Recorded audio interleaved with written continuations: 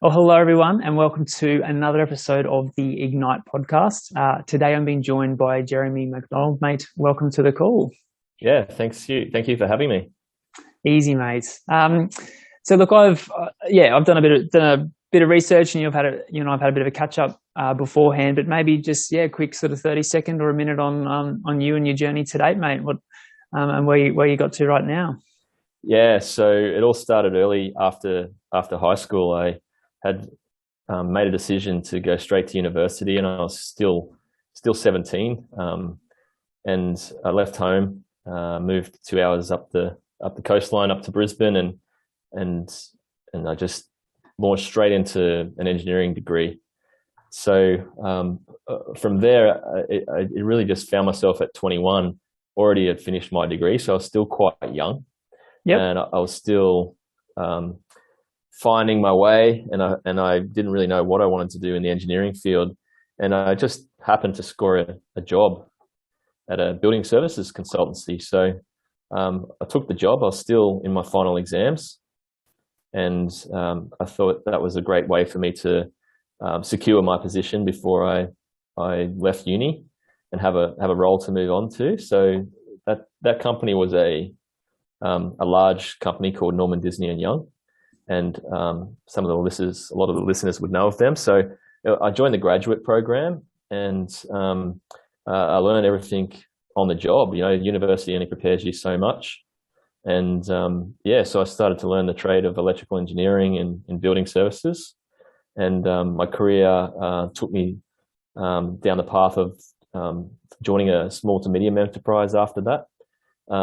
That was still growing, a lot of change and momentum. So I was excited by that. So I joined a company called Medlar Metropolis, and we did different types of projects, a lot of variety. And I was doing a role of project engineering at Medlar Metropolis, and that kind of leads me into where I am today, running an engineering consultancy, multidisciplinary. Like I have experience from the larger corporate companies with the all disciplines, and so that's what we're creating with Walker By, which is now in February turned 7 years old. So we started in Brisbane in 2015, and we now employ almost 50 people internationally.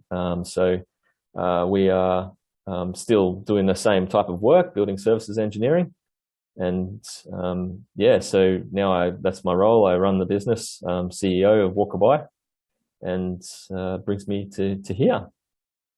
Mate, great. That's an awesome journey. And I guess, he looks like, state manager, director, national operation manager through to CEO. Like, maybe tell us a bit about that specific journey with Walker By. And I'm probably mostly curious. So a lot of, obviously listeners and viewers of the podcast want to know what's under the hood, so to speak, like what makes people tick, like what are sort of the traits of you that have allowed you your career success to date. So maybe walk us through that sort of particular period with Walker By. And I know I'm putting you on the spot, but maybe some of the traits that you've really called upon from yourself to kind of, really drive that through to where you are now as CEO.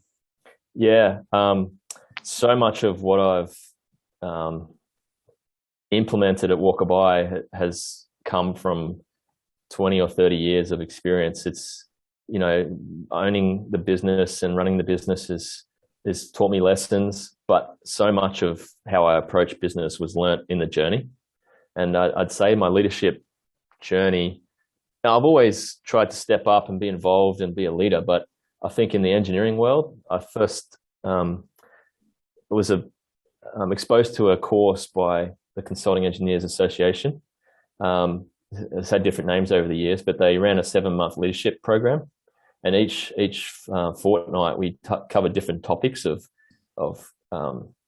contracts, staff development, training, like all these different aspects of leadership. And there was I'm imagining about 10 people in the group back then. It's so long ago now, I can hardly remember. But that really gave me a really broad understanding at an early age of leadership. And so as and I always felt that I could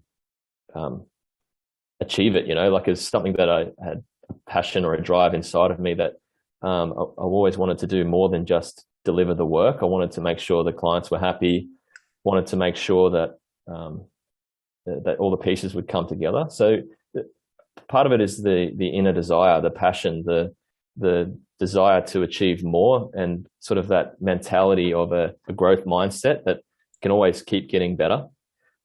So when we were just in our infancy at Walker By, we really had nothing. We didn't have any AutoCAD templates. We didn't have any staff. We didn't have any processes. We had nothing. So I brought that mindset of constant and never-ending improvement, so that when we implemented something, it was never final.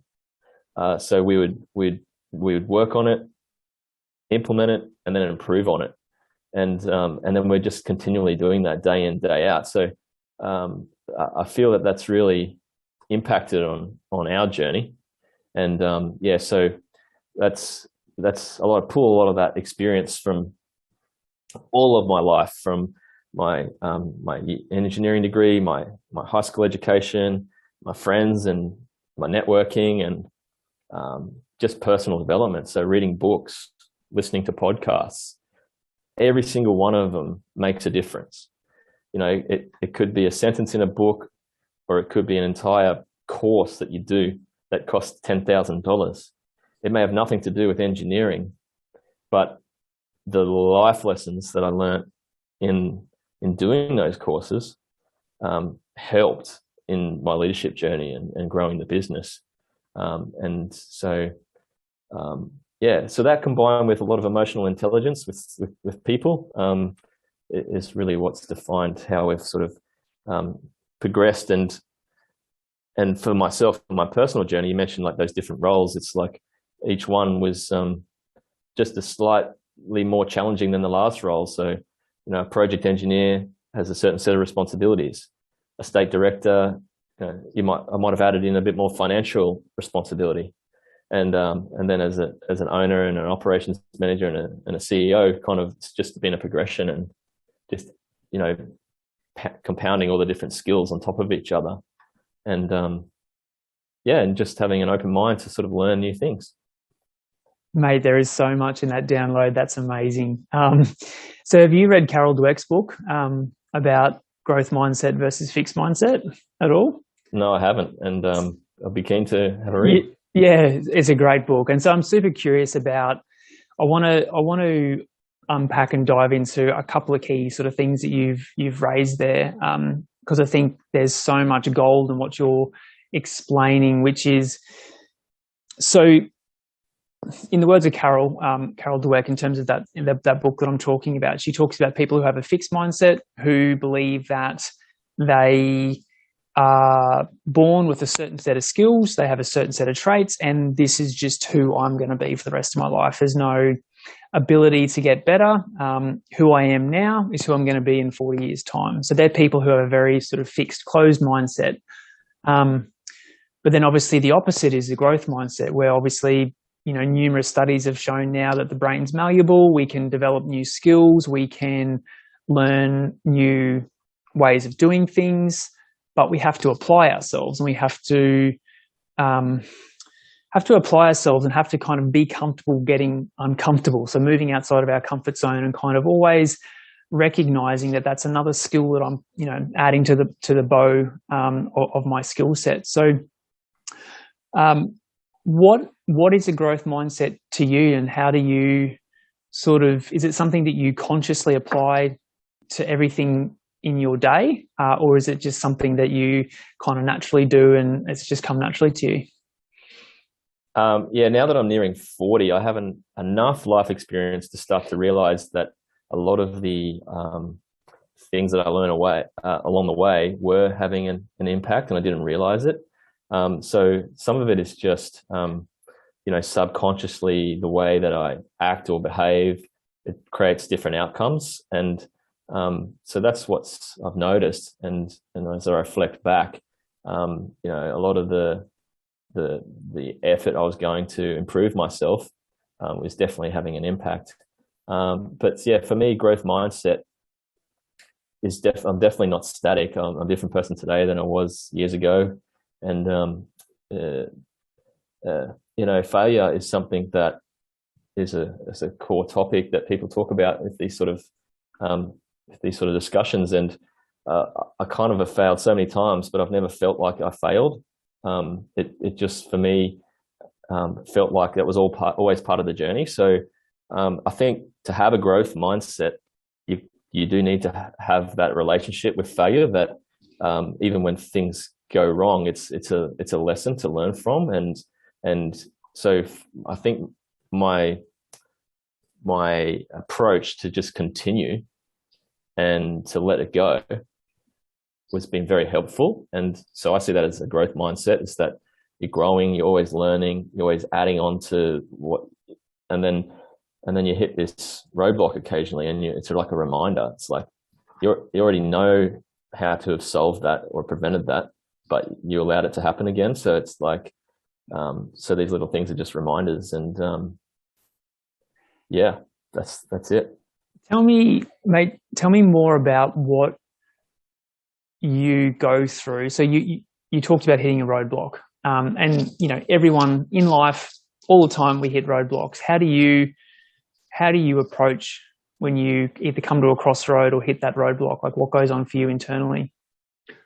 Well, the old self would have internalized it and bottled it up. Okay, so being very logical thinking engineer, as engineers are, we try and analyze and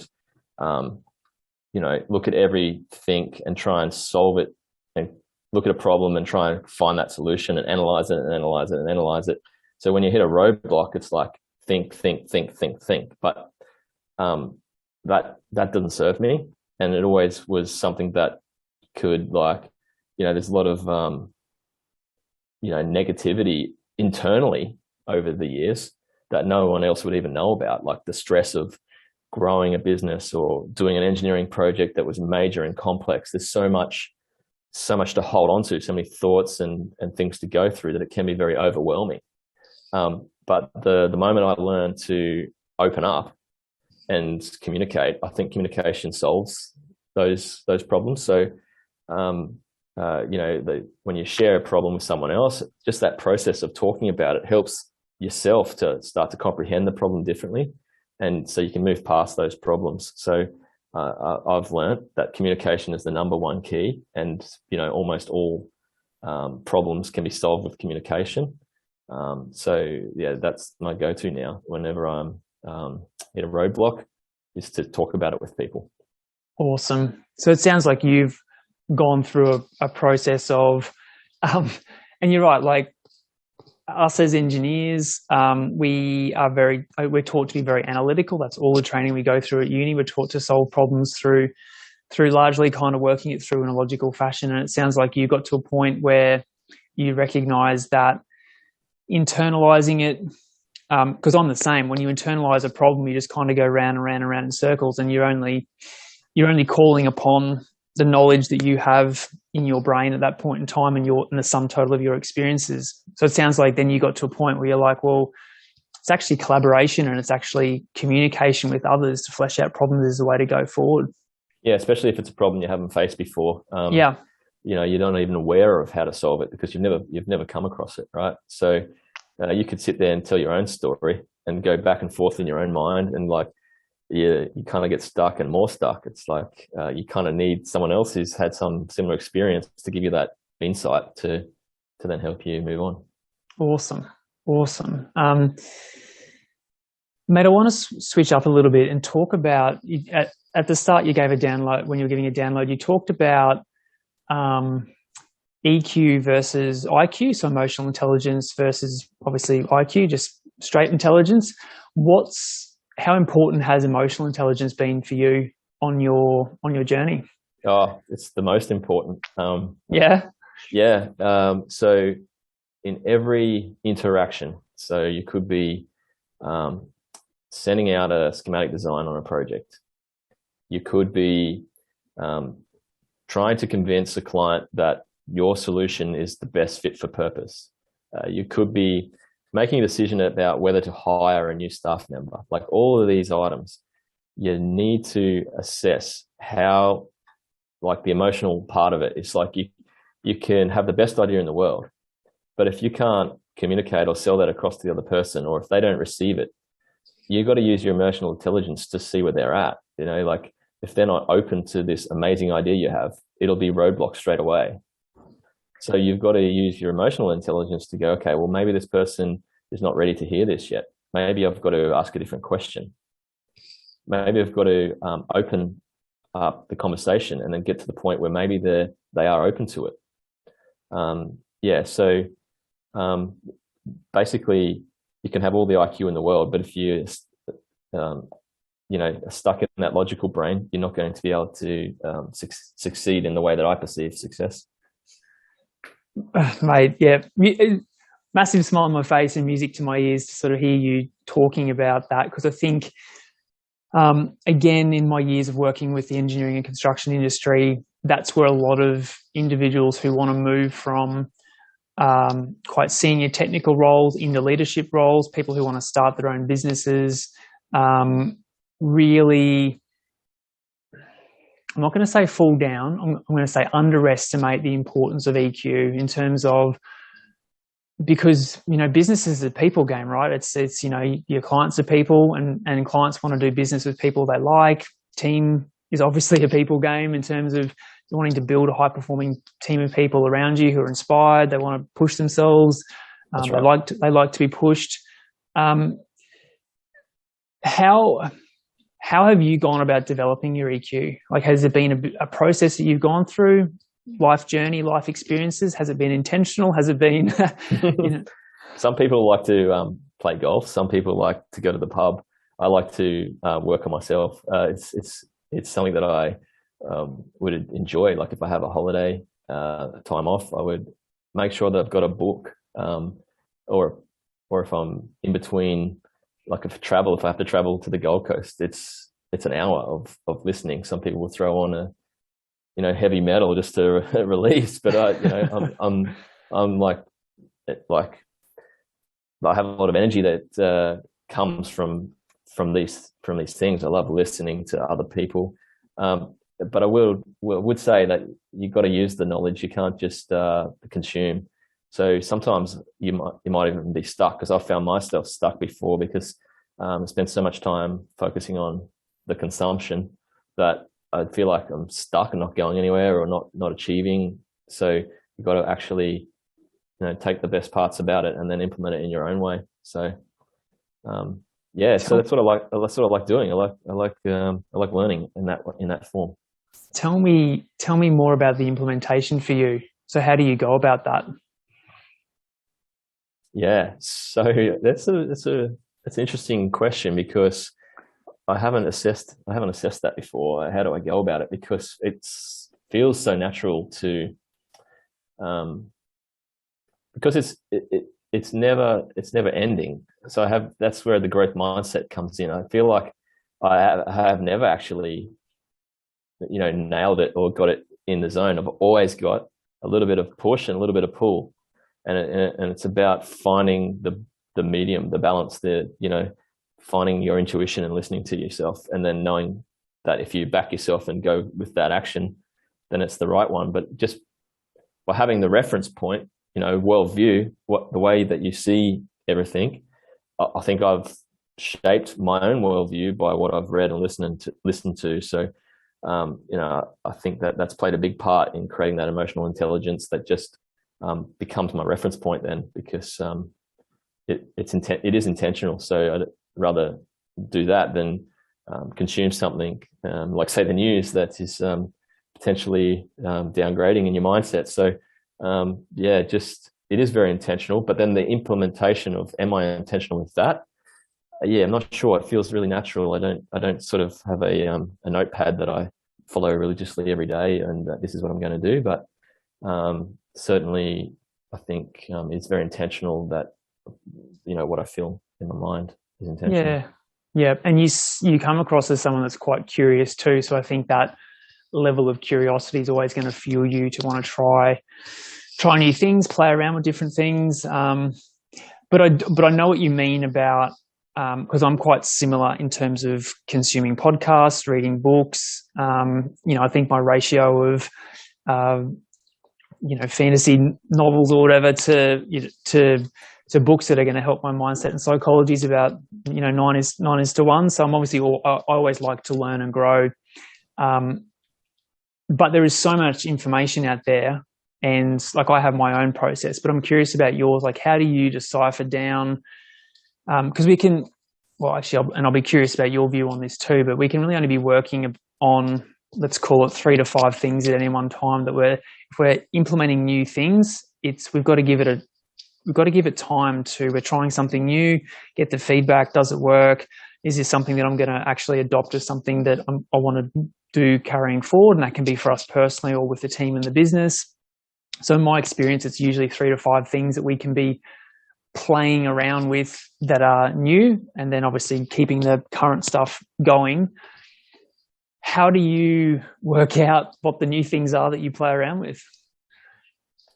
Yeah, so what I have done over, let's say, the last 5 years since being a business owner is really become aware of that, what you're describing. And I'm very realistic now, and I know that it's only 1 or 2, maybe 5 things that you can sort of work on. Whereas I used to try every shiny object, and you'd be some sort of side hustle or something that you're trying to do. But I kind of shut that off, and still have the growth mindset, but really honed in the focus of just going, what is the most important, and what is worth it at the end of the day, because it takes a lot of energy. Yeah, that's how I've approached it. Is followed your advice. Is just to only work on a few things, but in working out which shiny new objects to do. Well, for me, that's a little bit about people. It's like, who are the right people that can help with that? Because if I want to achieve 15 things, I can't do 15 things by myself. I can do 2 or 3. Yep. But if I can find out, well, which ones are best suited for myself and my skill set, and which ones, well, someone else has actually suggested it and it's a great idea, and I'm not able to sort of put my attention on it, but they're willing. So you sort of like working together, and that's where the EQ comes into it, is like understanding yourself and what your skills are and the other person's, and seeing how you can work in together.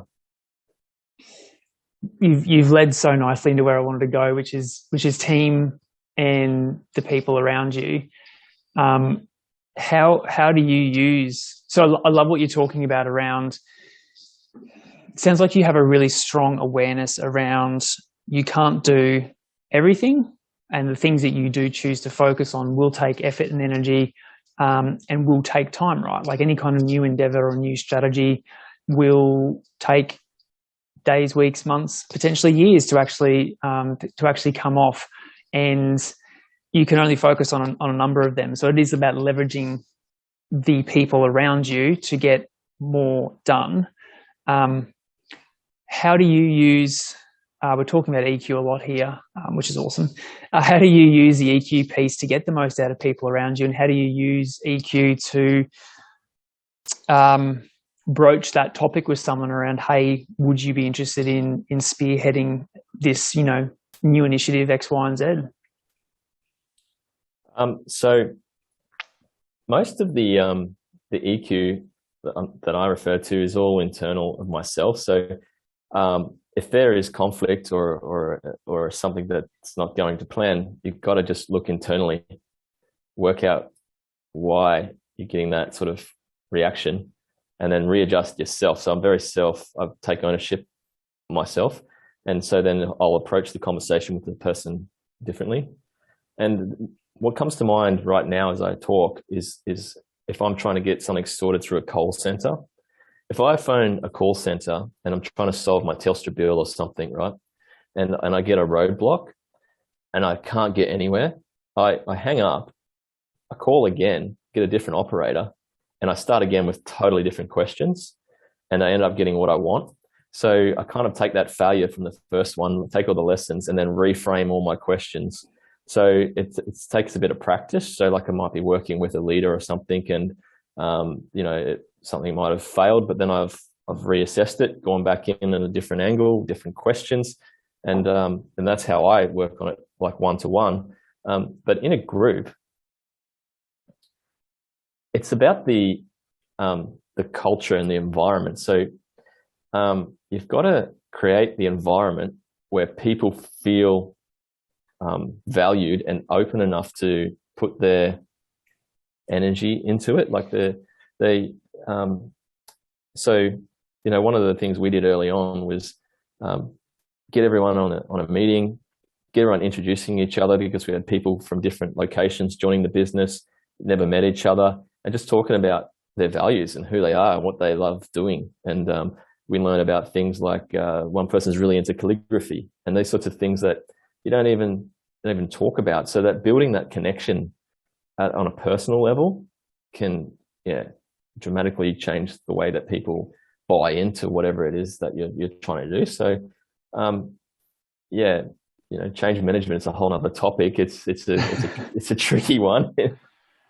But if change management is going to be successful, if you're trying to add a process into your business, or create a new element to your business, getting the communication right from the early days and allowing people to come along with the journey, because I've been guilty many times of analyzing and saying, yep, this is the way to do it. Yep. And then it all falls over because I didn't bring anyone else on the journey. So I try to now embody this element of everyone's important in the whole process, and everyone has value. And if we're trying to achieve something, a new project in the business, trying to improve the business, we've got to just create that environment where everyone feels valued and then that their part is important. How do you, I love what you're talking about. How do you go about that I'm sure what you've just described is something that happens over a 3, 6, 9, 12-month period of sort of getting the culture right, getting people open and talking about each other, talking about their interests, and getting the team sort of coming together to share those more personal elements. But how do you,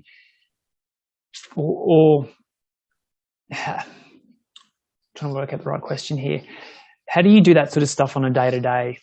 Is that something that you're intentionally doing on a day-to-day, is actually connecting with the team, making a point of checking in with individuals, and going out of your way to do that personal check-in with individuals on a daily basis? How do you approach that team culture and cohesion piece? So I have a formula. That being an engineer, I love formulas, but I have a formula, right? And the formula is concept plus agreement equals detail. Okay. All right. So, and that's where the EQ comes in. If you can tell that there's no agreement, then do not proceed into the detail. So, if I'm working with someone and some staff, and we're negotiating, because we're negotiating with our staff, and there could be a way of doing business that you're trying to encourage them to do, because this is what we've worked out for our business. You've got to ask questions, propose concepts, float ideas, and get their acceptance. And what does that look like? What does that look like? Yeah, like their acceptance. Is that buy into the process? Is that yep, I'm keen, let's do this? What does it look like for you? Yeah. Well, it is usually just, it's verbal, right? They if they're willing to say yes, but people might say yes, but then yes, not their exactly head. Right. Yes, or yes, but if you can sense that there's a but or their body language, because communication is more about the verbal. So if you can sense it, then do not proceed. Don't go into the detail. So on a day-to-day basis, I'm just using that as my gauge. So I float open questions like, how do you feel about, or do you think we should? And that's not an open question, but that second one might be the follow-on question that you can get their acceptance of. And if they say no, you've got to go back to square one. And so then you just keep working through these things.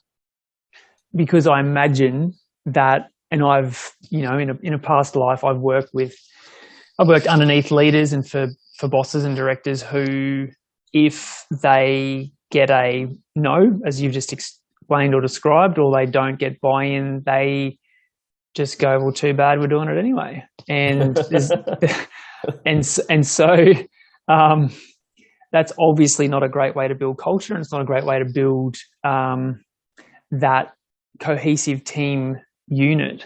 And so it sounds like, for me, mate, you could be a conversation for another day, but it sounds like the level of intuition that you have, or that level of connection to actually, I'm not going to put words in your mouth. How do you know you're getting a yes but from someone? Like, what sort of signs do you look for? I know we're kind of diving in quite deeply here, but I'm super curious about this because, engineers and in the engineering industry, we're not taught this stuff. We're not really taught how to read people's body language or look for cues and that sort of stuff. And so I think this conversation is fascinating, that you've developed those skills over the years and you're looking for those non-verbal cues. So, what goes on for you internally? Is it a feeling, or do you kind of look at them and go, something's not right here? Yeah, I think that the different courses and things I've done outside of work over the years has helped. It would have been 15 years ago, I did a neuro-linguistic programming course. So I never graduated and tried to help people quit smoking, but I was able to use the life lessons from it to help read body cues. And maybe it's some sort of sales training course that I might have done.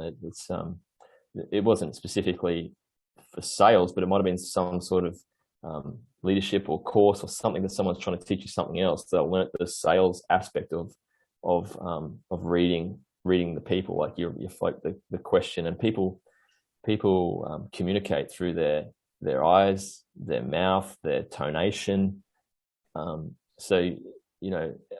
I think even a lot of people that don't have necessarily the highest level of emotional intelligence, I think they can actually read it often, but they don't listen to their intuition. Like they'll say to themselves, "Oh, this person's lying," or "This person's not congruent," but they'll probably, I don't know, keep it to themselves or something. They won't change the way they behave because this is who I am. Sorry, back off. We're going to do it anyway, kind of approach. Yep. Whereas, for it to succeed, you need to listen to your own intuition, and then you don't have to call it out. You don't even have to say anything. You just have to understand that you don't have that agreement. Yep. And is that something you learned to trust over time? Yep. Yeah. When you read so many books, they start to repeat themselves. Yep. And they say the same things with different words, different language. And, so another key one is so many years ago I read it, but that 7 habits of highly effective people, if that was called. And it's that moment before you respond. So it's like the trigger or whatever, then you take that time, that moment, and then you respond. It's that moment to listen to yourself, your intuition, and then go back with your response. So it's something where you could pose a better question if you're self-aware, if you're aware what's going on, and not get triggered by not getting it your way. Mate, I love the conversation so far. I want to chat about client relationships and how you have gone about developing and deepening client relationships over the years. So obviously, having really core, solid client relationships is a foundation of any business to get good repeat work from clients. Are there any kind of core strategies, techniques that you kind of go to for your client relationships to kind of really deepen and solidify them? So I would suggest that it can be applied in any area of your life in the same way. So in business, if you're trying to win more clients, it's trying not to sell on that first relationship, that first conversation. It's same with say your friends. Like if you're only calling your friend when you've got a problem, they're going to think you're using them, for example. So if you're reaching out to them just in general day to day and saying, connecting, just taking that effort and connecting, and it's not about something you need, and you can help them in some way, then that will help the relationship. So if you're reaching out to your clients to say, g'day, how you going? What's going on? Have you got any problems? Oh, I know someone who can fix that. So yeah, just being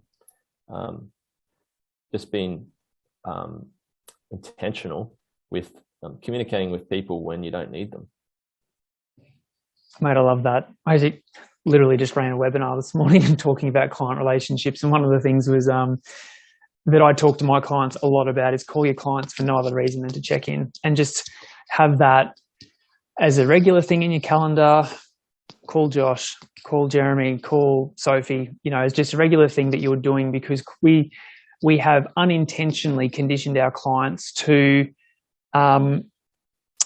we only call them when there's a problem, right? And we only call them when there's a decision they need to make, or something's gone wrong, or there's a delay or a variation, or a myriad of other things. And so we've conditioned our clients to look at our name coming up on the phone and go, what do they want now? And so if you can get into that habit of, on a Monday morning or whenever works for you, just to call your client for no other reason than to check in, and you're then reconditioning your client to look forward to your call, because you're actually just calling to chat about, how was your weekend? Did you go hiking again? I know you like rock climbing, so did you get up to that rock wall that you said you wanted to a couple of weeks ago? Like, you using those opportunities just to deepen that connection and that relationship. And over time they actually look forward to your name coming up on their phone, as opposed to resenting it. Yeah, and I'd have to admit though, I'm not intentional with this. Okay, with that aspect of it, of saying Monday mornings I'm going to reach out to people. Yep. For me, it's in every interaction I try to be intentionally provide more value than I go above and beyond every single time. So a lot of the relationships get deeper because of those times where you've gone out of your way to really provide value to the other person, and then they remember that. So it could be something that's really troubling them, especially if it's your friend.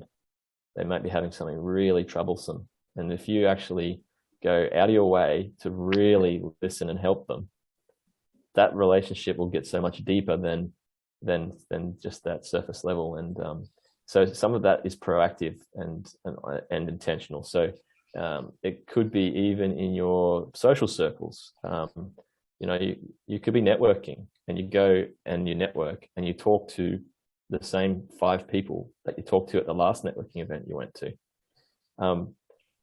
That's probably not going to enhance your client connections and opportunities, right? So a better way would be to introduce the person that you know really well to the person that you just met 5 minutes ago, and see if they've got any sort of common ground, and then between the 3 of you becomes a triangle of connection, right? And so that can be very helpful in building more client relationships. Is trying not to see it as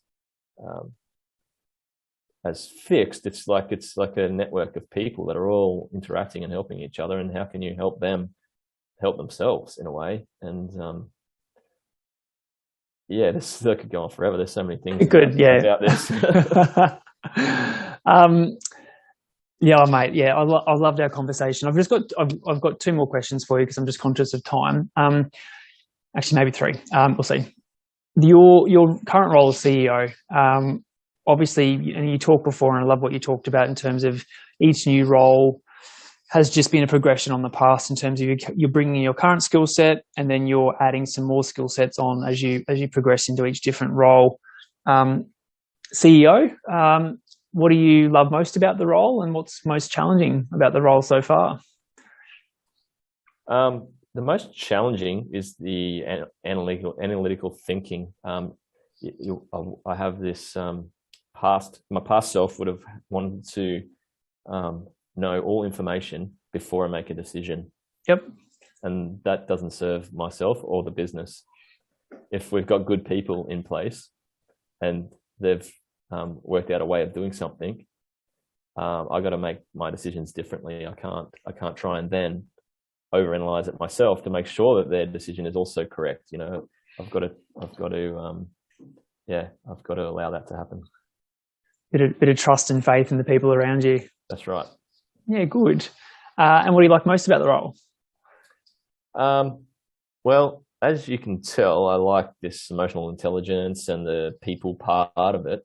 So it really opens up that aspect to me. So my role is people, right? So as CEO, I've got to talk to our own people, our staff, and that's what I get to work on every day. So I don't have as much passion about the real technical problem on a project that requires a lot of study and thought. I definitely enjoy the people side of my role. Mate, I can tell. All right, final question, and I definitely haven't prepared you for this, but and I always like to ask this at the end of each of my podcasts.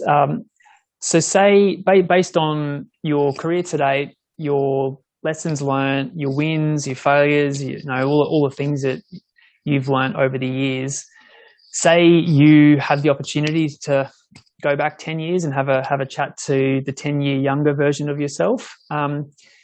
What advice, based on the stuff that you now know, what advice would you give to the 10-year younger version of yourself? Provide yourself with more self-care and treat yourself the way that you treat others, because my younger self neglected myself and put everything on my shoulders and believed that I could achieve it all. So, it's awesome to climb the ladder and achieve all the results.